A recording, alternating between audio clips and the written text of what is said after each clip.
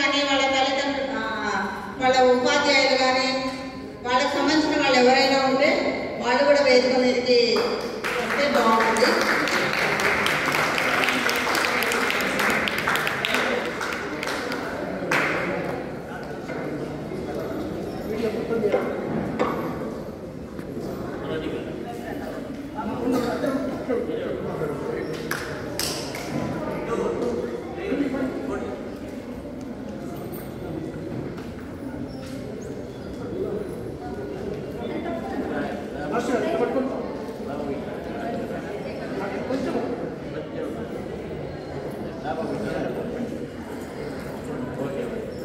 తిరుమల తిరుపతి దేవస్థానం వారి జ్ఞాపిక, తర్వాత 1116 నగదు బహుమతి, ఒక చక్కటి సర్టిఫికెట్, ఈ 3 అందజేయబడుతుంది.